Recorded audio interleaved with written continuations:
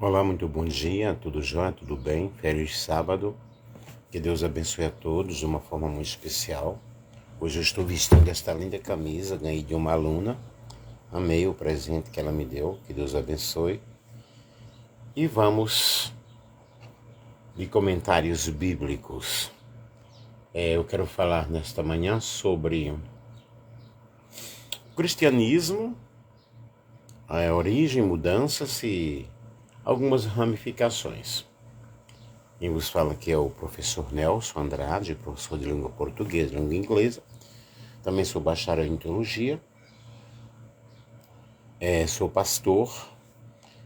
No momento não estou dirigindo nenhuma igreja, não estou atuando, porém fui consagrado ao ministério faz muito tempo. Que Deus abençoe a todos nesta manhã de uma forma toda especial, que Deus ajude a todos. Estou num período assim de uma gripe muito forte, melhor ou pior, mas está tudo bem, graças a Deus. Que Deus possa adentrar ao teu lar, a tua vida de uma forma maravilhosa, de uma forma toda especial.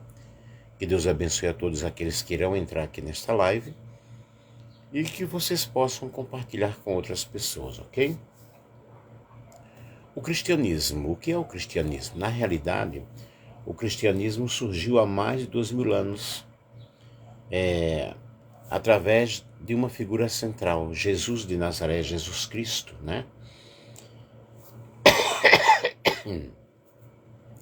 Jesus, ele é chamado de Messias, como Filho de Deus, gerado pelo Espírito Santo, e nasceu aí de uma virgem de Nazaré, chamada Maria, que estava presente, né? Assim, esteve presente em toda a vida de Jesus, e ela estava prestes a se casar com o carpinteiro, o José, né? José o carpinteiro. Segundo o Evangelho de Lucas, Jesus, ele nasceu em Belém, justamente na época do imperador Augusto, que obrigou os súditos a se registrarem. Ali havia o primeiro censo do império, e dessa forma todos deveriam retornar à sua cidade de origem e se alistarem, né? Como a família de Jesus, na realidade, era a família de Maria, né? A família de José, ou seja, a família de José era de Belém, ele precisou voltar levando Maria, que já estava realmente grávida. E Jesus precisou ser levado com muita pressa ao Egito, porque havia uma sentença de morte que foi proferida pelo Herodes a todas as pessoas que tivessem nascido ali naquela região, naquela comarca. E naquela altura já tinha recebido o anúncio, e mesmo por engano do nascimento do futuro rei descrito nas escrituras, né? Nas sagradas escrituras. E aí vai uma perseguição muito forte. A família de Jesus volta justamente para Nazaré, onde ali inicia-se realmente a caminhada, o ministério do Messias. Aos 12 anos, Jesus estava ali no meio dos doutores. Após ele se afastar dos pais, ele vai ser encontrado lá no templo, ensinando. E as pessoas que ouviam os ensinamentos ali, Jesus com 12 anos, pensem, tinha uma sabedoria extraordinária. Era uma pessoa maravilhosa, excepcional, né? Jesus foi batizado no Rio Jordão por João Batista, filho de Isabel, que era prima de Maria. E João Batista, ele começou, né, um ministério muito forte, seu ministério no deserto, pregando a vinda de Jesus e batizando aquelas pessoas que aceitavam os seus ensinamentos. E a partir do seu batismo, o menino nascido em Belém inicia uma caminhada pregando, ensinando, curando, libertando as pessoas, porque o ministério de Jesus era um ministério maravilhoso, era um ministério completo. E ele libertava as pessoas do poder das trevas e também curava as pessoas das enfermidades. Muitas pessoas receberam milagres maravilhosos, pessoas libertas das opressões malignas. Jesus estava ali para libertar aquelas pessoas e continuava pregando, mostrando através de suas ações os grandes milagres que aconteceram através de Jesus Cristo. E Jesus ele foi muito popular porque ele adentrou as camadas sociais, mostrando a humildade, mostrando uma forma de vida diferente. Antes as pessoas viviam envolvidas com o judaísmo. O judaísmo era muito legalista, né? E havia muitos partidos ali dentro do judaísmo. Não obstante, nós vemos os fariseus, que eram super legalistas, pessoas que estavam sempre acusando a Jesus e buscando uma oportunidade para acusá-lo. Deixa eu ver aí quem está entrando. Ailton Marchioli, bom dia, querido, que Deus te abençoe, que Deus te ajude.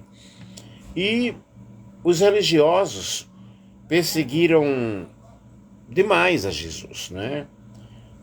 A cúpula religiosa, né? A cúpula sacerdotal da época, porque eles viviam pela lei de Moisés, que era uma lei muito forte, uma lei muito rígida, e Jesus ele veio trazer uma nova forma de conviver com as pessoas, uma nova forma justamente de levar as pessoas a ter um contato com Deus, não seguindo aquele legalismo tremendo. Nós não observamos Jesus como uma pessoa legalista, mas nós o observamos como uma pessoa que abraçava a todos, que envolvia todas as pessoas em uma vida cristã, a terem comunhão com Deus, a terem realmente uma responsabilidade cristã, sem contudo estarem seguindo aqueles preceitos rígidos.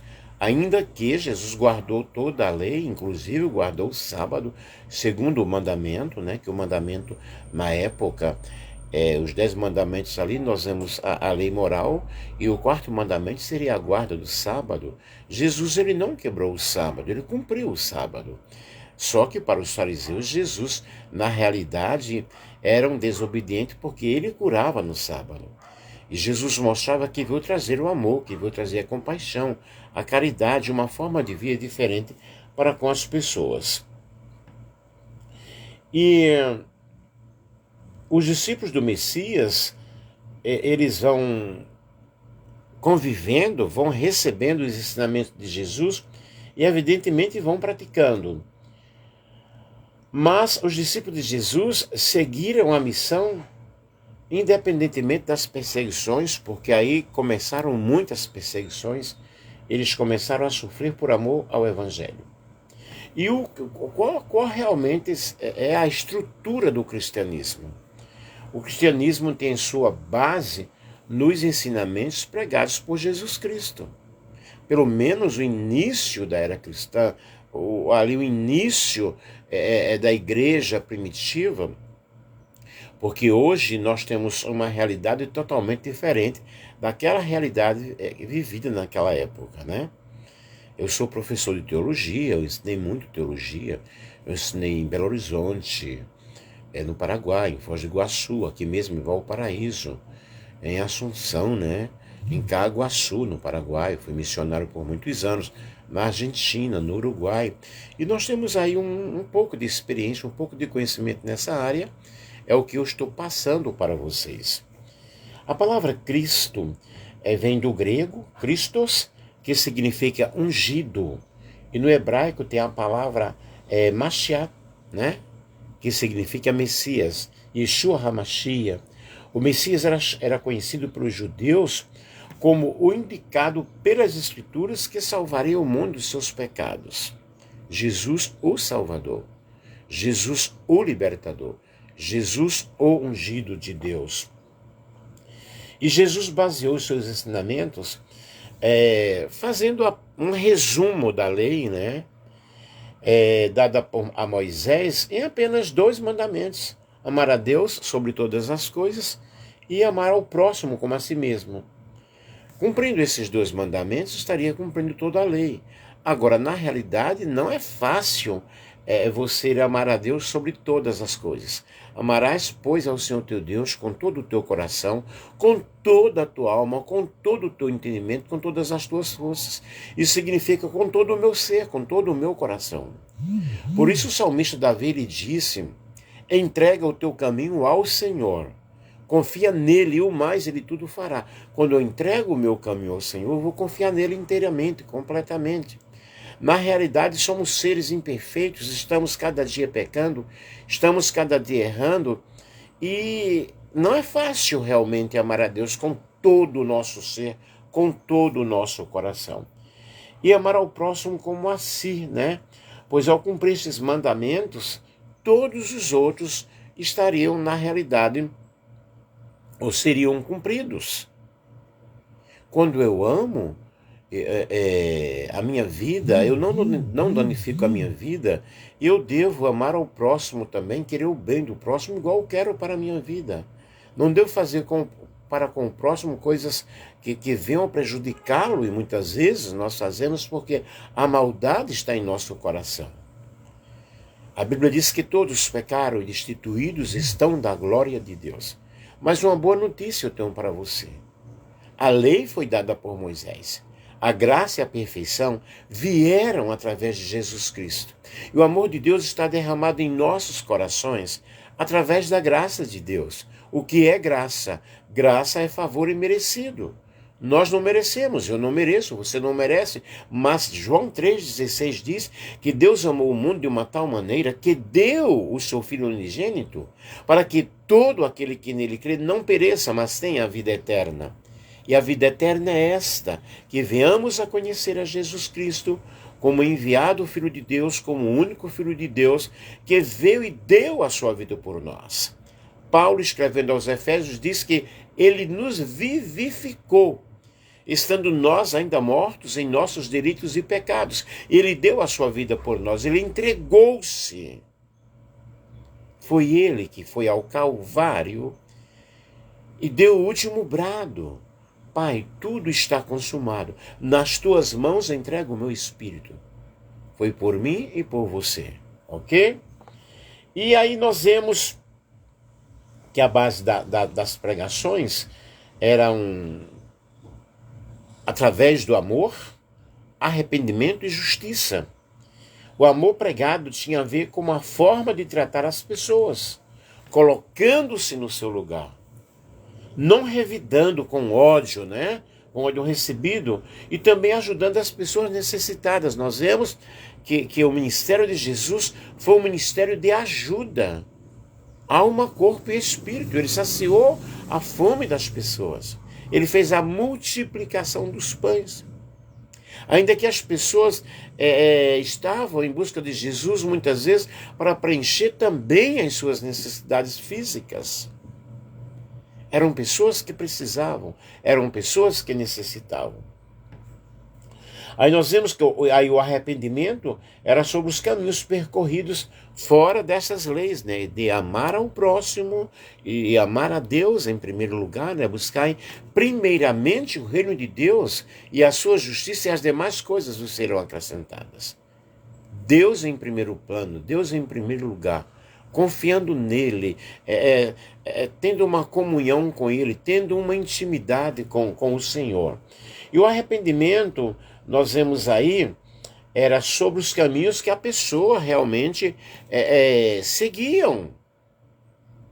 Eu tenho que me arrepender daquilo que eu não estou fazendo para com o próximo, para com a obra de Deus, né? E para com a minha própria vida.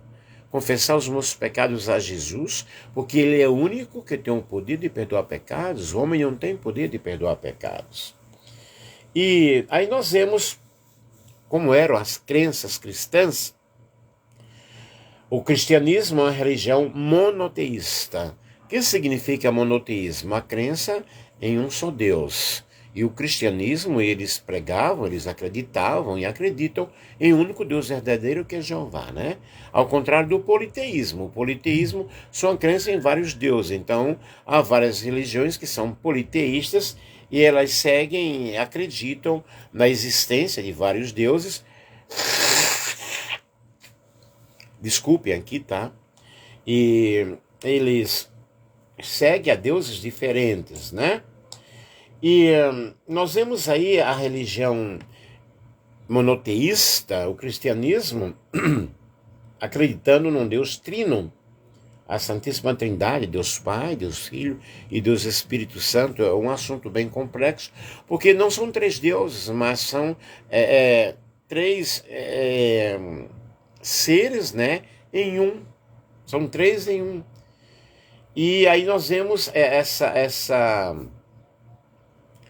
divindade, essa trindade aí presente desde o Gênesis, presente desde a criação do mundo, né? Porque Deus, ele na realidade, ele é eterno. E existe a crença de que haverá uma segunda vinda do Messias. O cristianismo acredita, né, nessa segunda vinda do Messias, na qual ele vencerá todo o mal e julgará todos. A que difere totalmente do pensamento judeu, que acredita que Cristo ainda virá pela primeira vez, pois eles, né, para eles Jesus foi apenas mais do que um profeta. Então eles acreditam nessa vinda aí.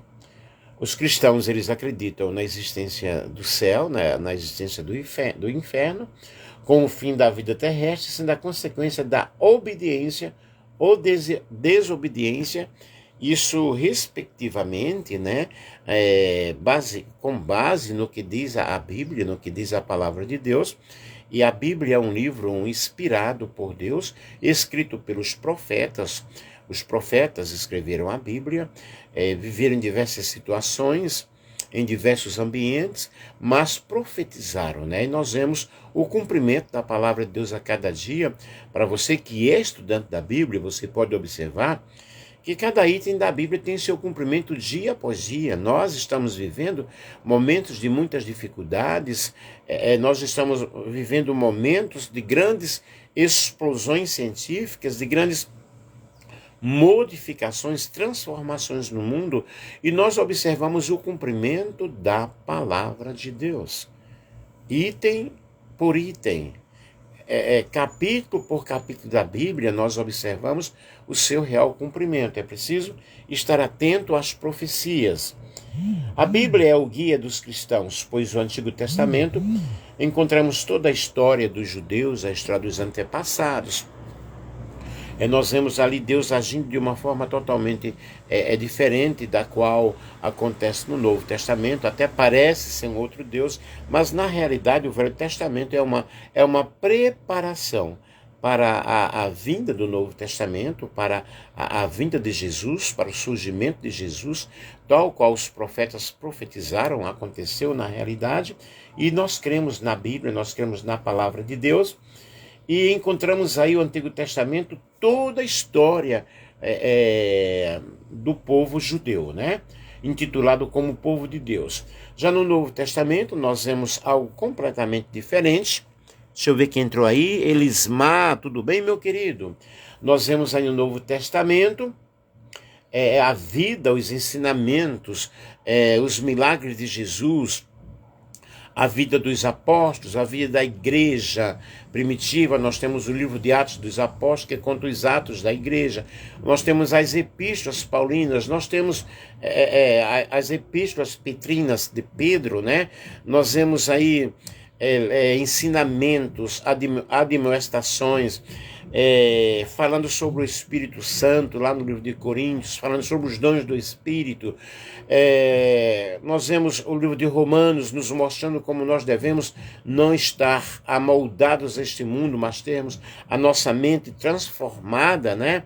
Nós vemos aí João, né, o apóstolo do amor, mostrando-nos que nós devemos amar as pessoas, e vimos o Apocalipse mostrando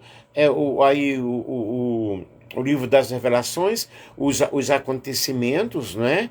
E o Apocalipse está cumprindo-se. Então vemos o Novo Testamento mostrando uma nova forma de vida, e Jesus, eu quero aqui abrir um parênteses e dizer que Jesus ele não fundou uma religião, mas Jesus ele trouxe uma nova forma das pessoas se amarem, das pessoas se compreenderem. Jesus, o maior exemplo de humildade, o maior exemplo de amor. E vemos no Novo Testamento aí os ensinamentos de Jesus, mostrando como o homem deve viver, deve adorar, deve amar a Deus, deve buscar a Deus. E interessante é que a Bíblia diz que os verdadeiros adoradores adorarão ao Pai em espírito e em verdade. Antes eles tinham o tabernáculo, viviam no tabernáculo, eles viviam em tendas, viviam em montes, né? E Jesus ele trouxe assim o quê? Uma vida totalmente diferente, um cristianismo diferente, algo nobre, algo de realeza, não é?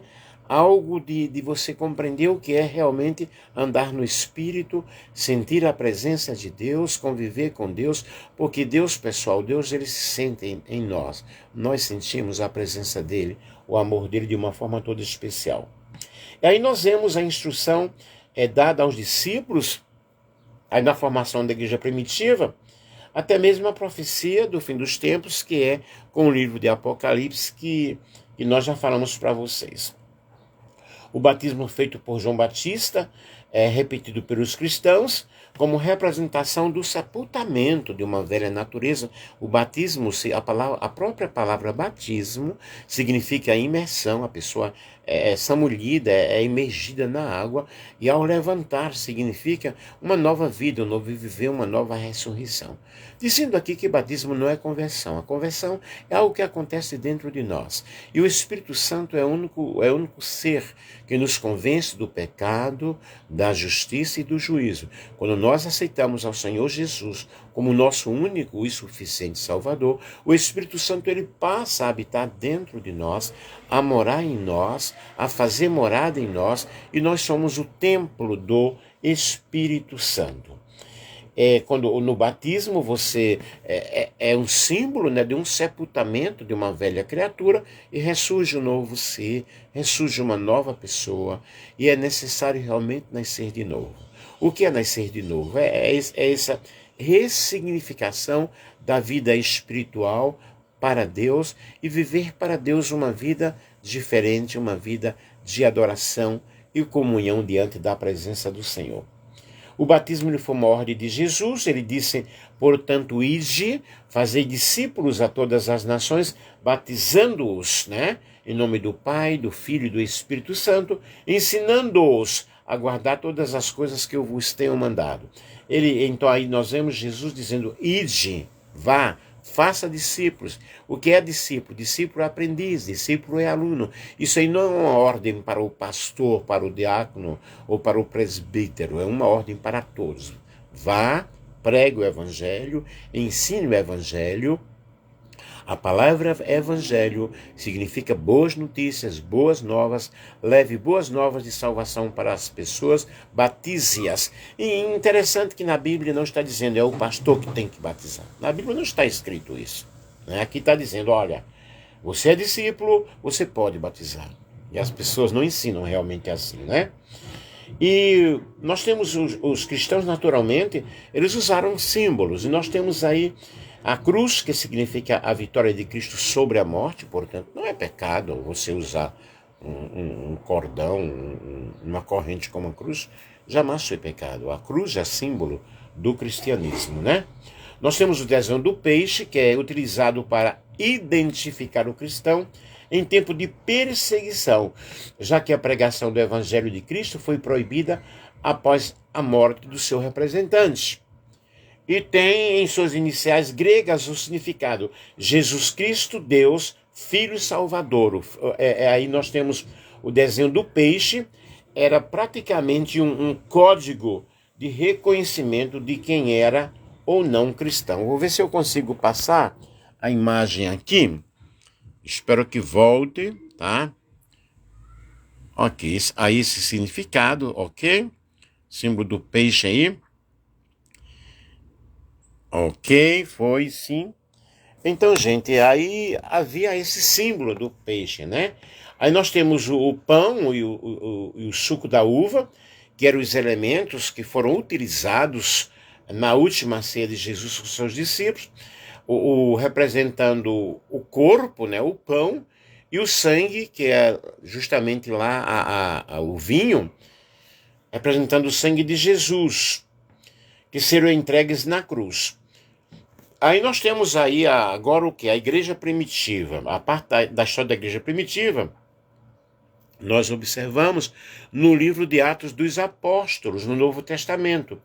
E é sempre bom você estabelecer aí a diferença que estão apresentadas entre os ensinamentos, né, de Jesus e os apóstolos, que são aqueles que estavam prontos a propagarem, a continuarem aquilo que Jesus começou. Jesus disse: façam discípulos, ensine, batize as pessoas. Os discípulos, eles deram continuidade, né, porque eles receberam as instruções de Jesus. Foram 12 discípulos, 12 apóstolos. Depois nós temos também o grupo dos 70 discípulos, nós temos o grupo da multidão, mas Jesus, ele tinha um grupo seleto. Dentro daquele grupo seleto, claro que tinha o Judas, né? E observe aí que Jesus não o excluiu de forma alguma. Entre os 12 havia alguém que iria trair Jesus. Porém, Jesus não disse: olha, você não serve para estar aqui. Quão diferente é o ensinamento de Jesus, não é verdade? Jesus teve 12 discípulos, deixaram tudo e seguiram a Jesus. Nós temos aí Simão Pedro, André, Tiago, João, Felipe, Natanael, Bartolomeu, né? Natanael, Bartolomeu. Nós temos Tomé, Mateus, Tiago, filho de Alfeu, Judas, Tadeu, Simão, Judas Iscariotes, que foi o que traiu Jesus, e depois ele foi substituído por Matias, né? E na igreja primitiva nós temos um nome muito destacado, aparecem outros nomes, um deles foi conhecido como Saulo de Tarso. Foi um grande perseguidor do cristianismo, que segundo a Bíblia, lá na cidade de Damasco, na entrada da cidade de Damasco, ele teve um encontro com o Senhor Jesus Cristo. E Jesus dizia: Saulo, Saulo, por que me persegues? Por que me persegues? E naquele mesmo momento, o que foi que aconteceu? Ele ficou cego, sua cegueira foi curada após a ministração da cura, através de um discípulo cujo nome, né, era Ananias. Após esta grande experiência, ou seja, essa grande experiência, que estou falando daquela, né? Saulo trocou o nome e se tornou o Paulo, e passou a ser um discípulo muito perseguido, passou por muitas perseguições. Ele era um grande estudioso das Sagradas Escrituras, ele era super preparado, né? Ele conhecia muito bem as leis judaicas, ele foi instruído desde a sua mocidade, ele era cuidadoso quanto às leis e às ordens da lei, né? Além de soldado romano, e por esse motivo ele tinha uma enorme facilidade de justamente pregar o evangelho, e ele foi denominado o apóstolo dos gentios, povos não judeus. E por isso que ele ficou conhecido como apóstolo dos gentios. Em meio a toda essa situação, surge a perseguição. A igreja ela vai tendo um crescimento muito forte, ela vai crescendo, e com base nos ensinamentos de Jesus, o nome de Jesus era exaltado em todos os ambientes, e fez com que o cristianismo se tornasse uma grande ameaça ao Império Romano. Os reis desejavam do seu povo adoração total e obediência total, e tanto que eles chegaram a torturar os cristãos, a queimar, né? Crucificar, jogar nas arenas aos leões famintos.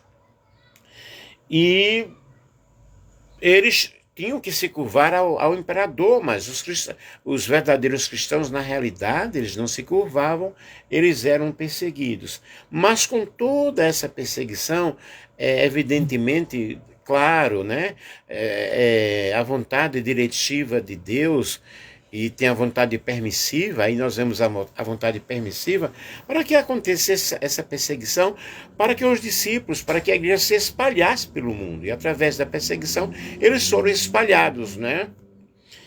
Para pregar o evangelho. E aí nós temos muitas perseguições, muito sofrimento, muito sangue derramado, mas a igreja cresceu, a igreja prosseguiu. Aí nós temos aí o que é que acontece diante de tudo isso. A fé cristã tem ultrapassado os diversos limites, né? Se espalhando por todo o mundo, entrando nas diversas camadas sociais, nas diversas classes sociais.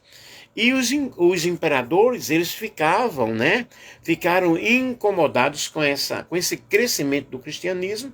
Aí nós vemos aí Constantino convertendo-se ao cristianismo. Ele subiu ao poder após a morte do imperador Galério, e para isso foi necessária uma grande batalha, pois o poder ficou dividido entre Maxêncio, que se intitulou pregador, e Constantino, aclamado como imperador pelos soldados. E com a vitória de Constantino, aí veio a conversão, mas é justamente que nós vemos o relato da história da igreja, e a história relata que Constantino viu no céu uma cruz com a inscrição em hoc signo vinces, com este sinal vencerás. Ele associou a cruz que viu ao símbolo da fé, e ao símbolo da fé do cristianismo, né? E a sua conversão acabou justamente com a perseguição. Mas a conversão do Constantino trouxe, assim, muitas consequências que seria uma outra live, seria um outro assunto, porque as coisas começaram a tomar rumos completamente diferentes. No ano 313, Constantino publicou o Edito de Milão, que trazia liberdade tão sonhada, né, a esperança que os cristãos tinham. Havemos por bem anular por completo todas as restrições contidas em decretos anteriores acerca dos cristãos, restrições odiosas e indignas de nossa clemência, e de dar total liberdade aos que quiserem praticar a religião cristã. E com essa medida, né, se iniciou aí a unificação do Estado com a igreja cristã. Aí Constantino traz ao seu seio, do seu império, a igreja primitiva. Aí se tornou o quê? Se tornou a Igreja Católica Romana. Então vocês observem aí que a origem da Igreja Católica Romana está inserida nesse contexto, aí nessa situação. E com a institucionalização da fé cristã por Constantino, surge a Igreja Católica Romana. O seu crescimento foi muito grande e vai sendo influenciado em muitos países. A Igreja e o poder se viram unificados. E a Igreja, o que acontecia? Tinha aí a voz ativa entre os monarcas, e a maioria das vezes mais poderosa do que a voz do próprio rei. Também é uma longa história, pessoal. A Igreja Católica se tornou uma instituição que ditava as regras morais, as éticas, né, e costumeiras de todo um país, e chegou ao seu ápice de poder quando passou a ser perseguida, né, de perseguida a perseguidora. Aí nós vemos aí o Tribunal de Inquisições, né? Perseguição àqueles que iam contra as doutrinas católicas, que eles eram considerados como hereges. Nós vemos muitas mudanças aí de uma forma ferrenha. Também seria um assunto para uma outra live. O que é que acontece aí agora? Nós vemos a Igreja ortodoxa, o Império Romano do Ocidente e do Oriente, provocam aí uma grande divisão do cristianismo, e em 1504 o que é que vai acontecer? O patriarca de Constantinopla, Miguel Cerulário, temendo com que a sua autoridade fosse, na realidade, considerada menor do que do Papa, e declara-se independente de Roma. E aí é que surgem justamente os denominados católicos ortodoxos. Há uma separação aí da Igreja Católica. A história continua, surge o protestantismo, e aí nós vemos a ramificação da Igreja Católica Romana, mas o protestantismo surgiu através do grande desejo de Martinho Lutero, que foi um monge católico.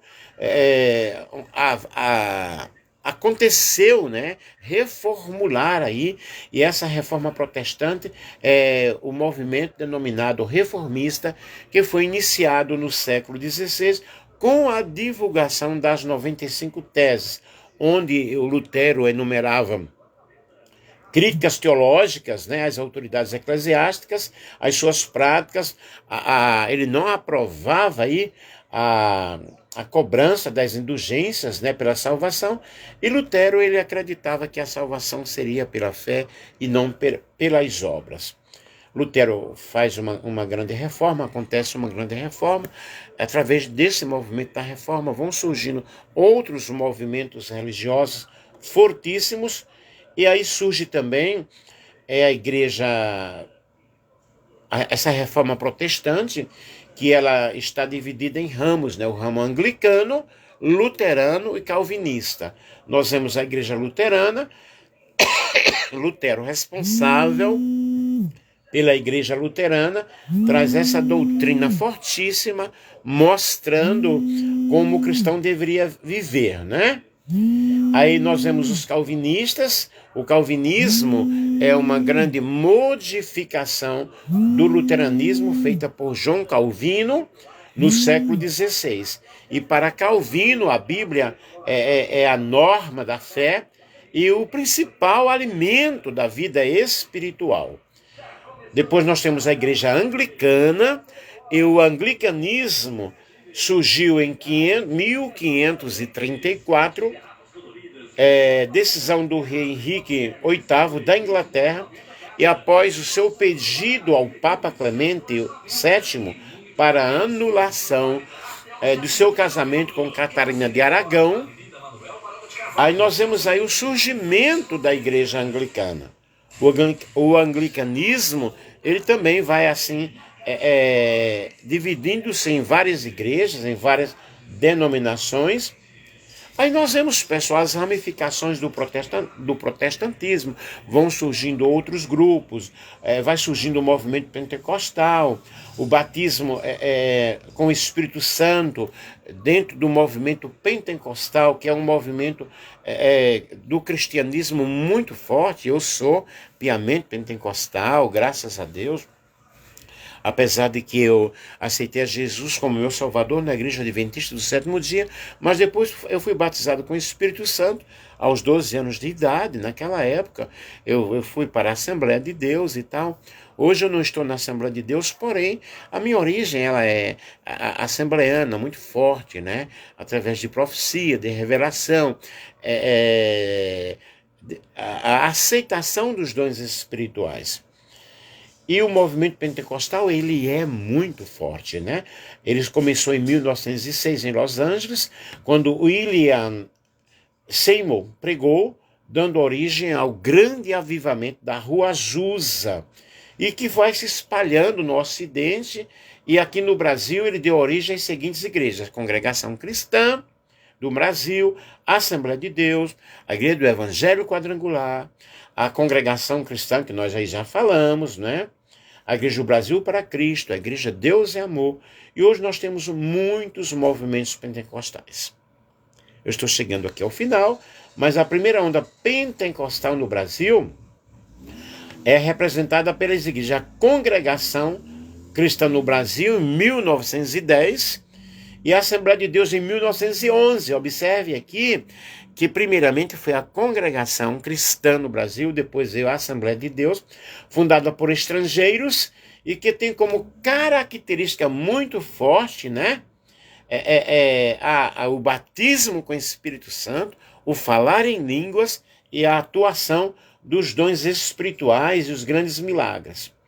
A Assembleia de Deus, ela chegou ao Brasil, através dos missionários suecos Gunnar Wingre e Daniel Berg, que eles chegaram a Belém, capital do estado do Pará, em 19 de novembro de 1910.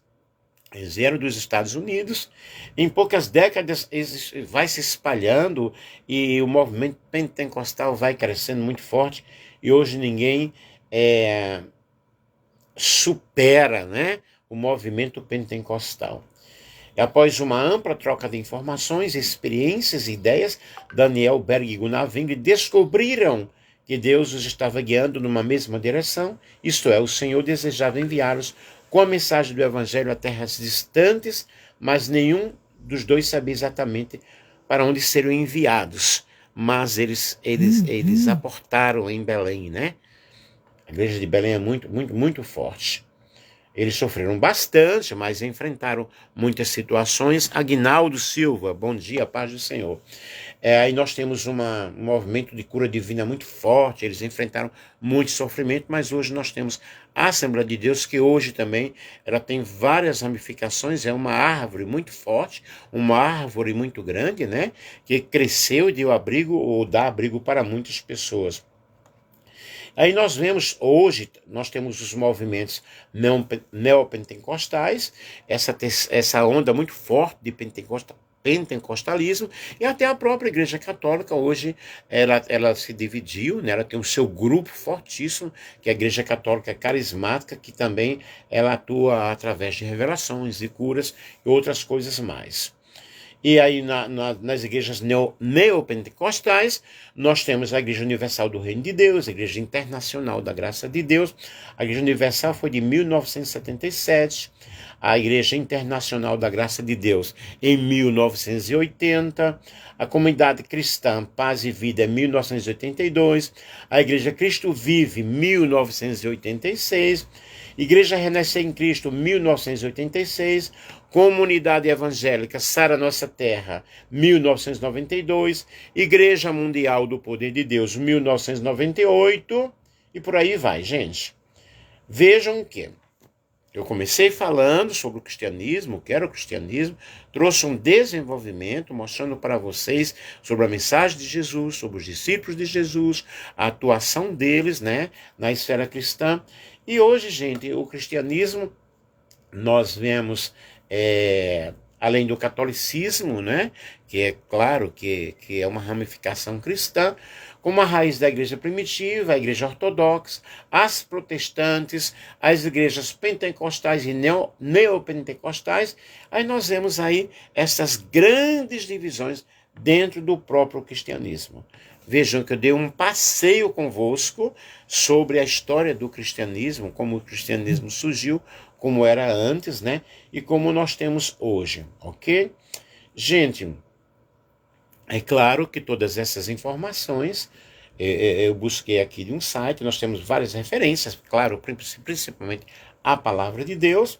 É um artigo aí onde a Pentecostal no Brasil, sua afetividade religiosa, social e política, e a sociologia, religiões e o protestantismo, as sites que eu dei uma olhada aí, a própria biografia de Jesus, né?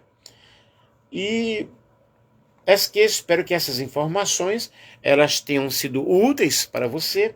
E eu te convido, né, a ter uma comunhão com o Senhor, a ter um contato com o Senhor, a acreditar na palavra de Deus, a viver uma vida cristã alicerçada na palavra de Deus, e que você nesta manhã tenha um feliz sábado e que você possa compartilhar com outras pessoas esse vídeo aí, ok? Um grande beijo com muito carinho do professor Nelson. E atualmente eu sou mestrando e doutorando em psicanálise. Estou estudando muito, estou buscando muito, aprofundando-me cada vez mais. E fiquem com Deus. Um grande Abraços, né? E um grande beijo. Tchau, tchau.